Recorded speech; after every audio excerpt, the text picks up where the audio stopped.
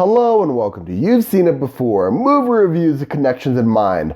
Well, here we are, another year has gone by, 2019 has almost come to a close here, and now it's time to look back at the worst and the best, and for me, just the just okay films of 2019.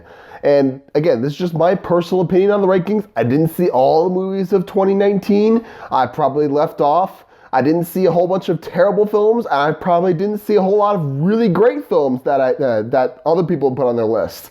These are just the ones that I saw and the ones that I feel are worth mentioning. So with that in mind, let's just get the negativity out of the way with just some of the worst films of 2019. And I've heard there were a lot of other films out there that were just completely terrible movies. Like, I have no intention of seeing Cats. I'll just put it out there. Nor like the Playmobil movie or Charlie's Angels, that sort of thing. The ones that I saw that were, again, not necessarily the worst films of the year, but they completely failed in their missions, and they were just downright disappointing, to be perfectly honest. Films such as Hellboy, Dark Phoenix, Men in Black International, and for me, films such as the live-action Aladdin, where I thought that it was complete. It did something that I didn't think that I did not really believe that a Disney live-action movie can do, and just make a beloved film just completely soulless, and that would rob it of its energy. That's why I rank it as one of the worst films of 2019.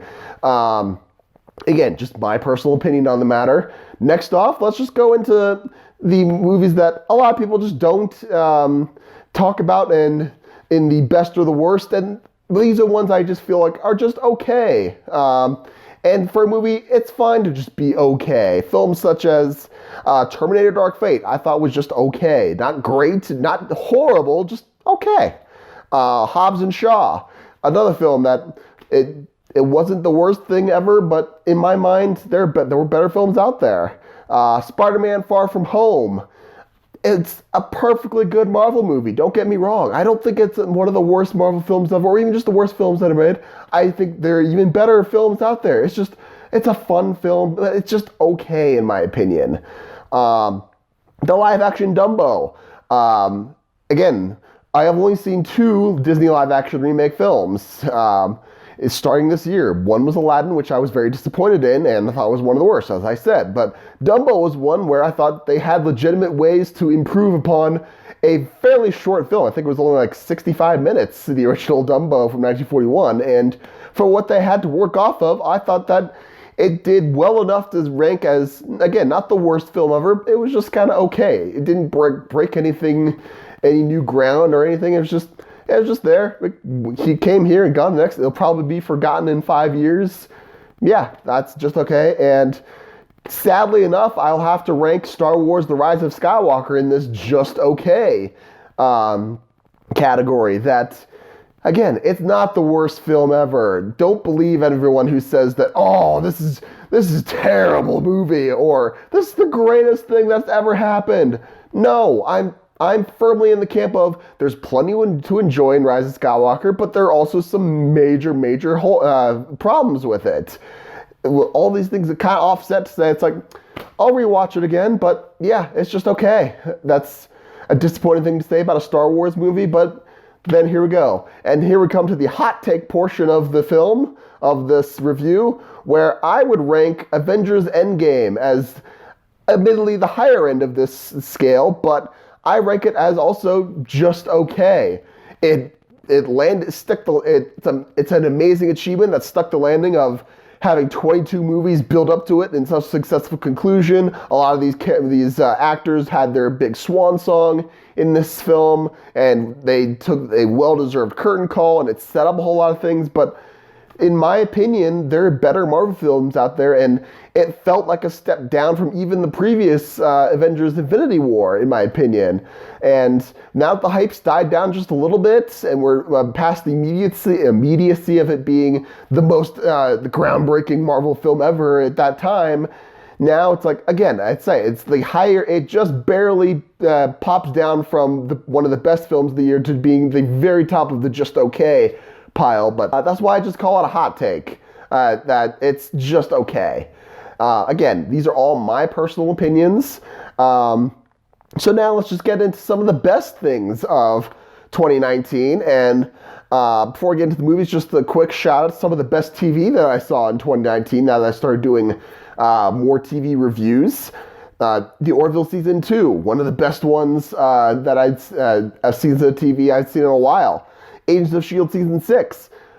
Maybe not the best season ever, but of 2019, it was one of my favorites of the year. And also The Mandalorian Season 1. Gosh, this is so good.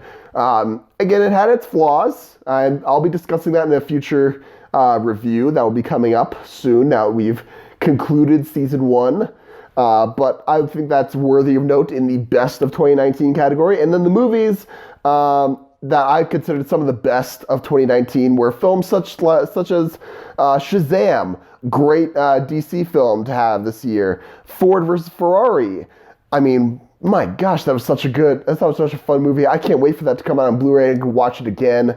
Those visuals alone were just outstanding. And the character work between Matt Damon and Christian Bale, you don't get much better than that these days.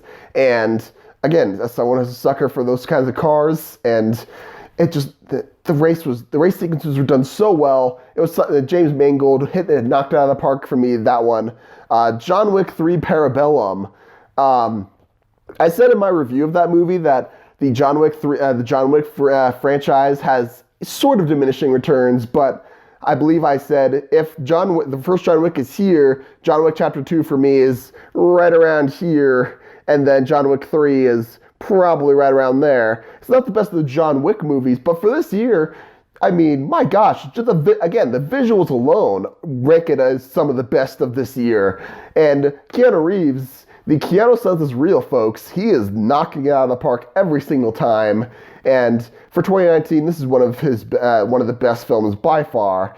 And now we get to the best. Again, I'll include it in the best films, and it's my favorite film of this year, Jojo Rabbit. I didn't do a review video of this film. I saw it rather late in its theatrical run, and it was kind of on a whim. I'd heard. I was a bit skeptical on it at first when I saw the ads. The ads were inundated on it. The reviews kind of came and went, but I saw this film, and man, if you guys missed this one, I recommend. It might not be in theaters anymore. I believe the Blu-ray and digital release is early February. Be on the lookout for that because, man, this movie works on so many levels. I think the marketing did a disservice of it by billing it as more of just a comedy. It's much more than that. The laughs are there, don't get me wrong, but it gets gut-punching at certain elements, and it works, that shift in tone, you'd think it'd be jarring, but it works so well. And the kid actors in this film, whose names I forgot to write down, they're just doing their best, and they're shining in everything. And Scarlett Johansson, I mean, she's great as Black Widow, but she's a rock star in this film with this performance.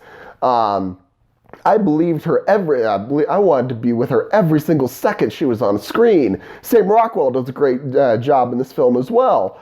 And again, this is there's maybe something to the controversy that people saying that yes, this does tend to it's making light of a serious situation, and I agree with the counter arguments to that, where so did Blazing Saddles back in the day, where it poked fun at a very serious situation in racism there, much like racism in Nazi Germany, but it does it in such a way where it's offensive only to those who are committing those acts. It was offensive only to the racists, and they were probably in Blazing Saddles, who were probably not smart enough to realize they were being made fun of, and any Nazis who were in and around 2019 who are offended by this film. You have every right to be offended by this. We're saying some nasty things about you for a good reason. And so those are just my thoughts. Jojo Rabbit, one of the best films of 2019, my personal favorite of this year. And this was just a good year for films overall. And I mean, relatively few of terrible films this year. A lot of just okay films.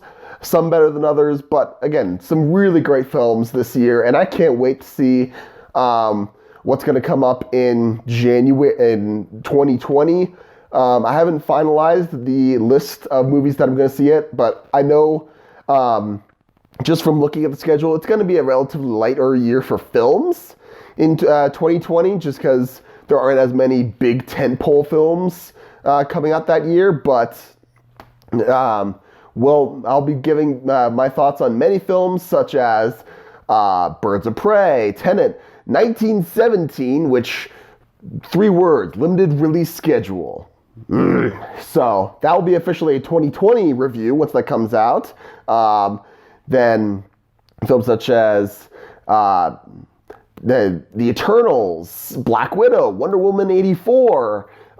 Some great films coming up. I can't wait to review them. Thank you so much for watching all throughout 2019 with me. I appreciate whatever audience I can get, and I look forward to hearing your comments and thoughts in the new year.